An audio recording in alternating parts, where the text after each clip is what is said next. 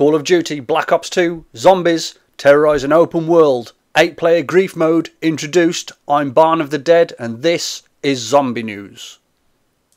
Okay, so the trailer's out there. I think we've all seen it if we're zombie fans. We're not going to put it on our channel. We're not that stupid. We're going to put some links in the description, but you are going to go through some of the multiplayer game types in Black Ops Zombies.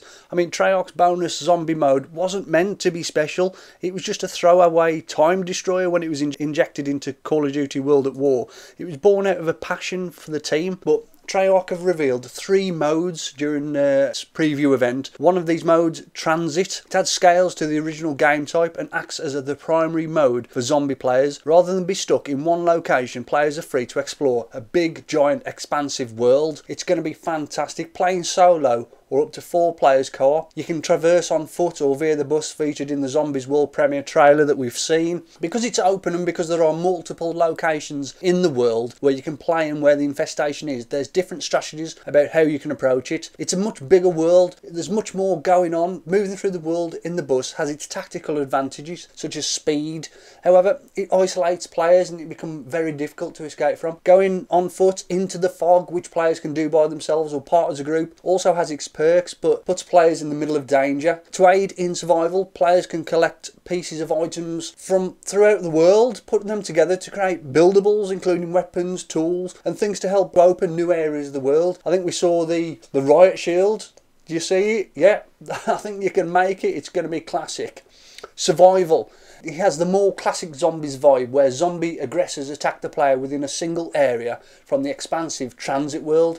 From its description, things work relatively the same as they have in the past. You know, hole up, fortify your location and venture out to grab bonuses scattered throughout the environment when you find the right moment. Survival areas are carved out of the Transit world and customised by Treyarch to act much like dedicated maps. They wouldn't give the exact number, but you're going to have multiple areas in survival that are designed to be played as a standalone section, solo or as a 4-player co-op experience. These areas feature the same gameplay zombie fans are used to, including magic items and pack-a-punch machines. Grief is a new mode, available for up to 8 players, that takes the concept of survival and adds a competitive twist. In this mode, 2 teams of 4 players are dropped within the zombie-infested Transit world and must outlive the opposing team. This is what I've called in the past 4Z4. We spoke about it on previous occasions, and the mode, it breaks down into a simple description of humans versus zombies. It's really humans versus zombies, but because the zombies don't care what team you're on,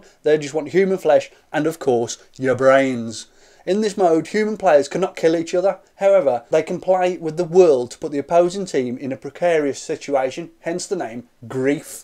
The last human team standing wins the match. Standard elements like blocking passages seem to be on the docket to make the other team's life harder, but you know, there's new mechanics exclusive to this mode that the players can employ to grief the other team with.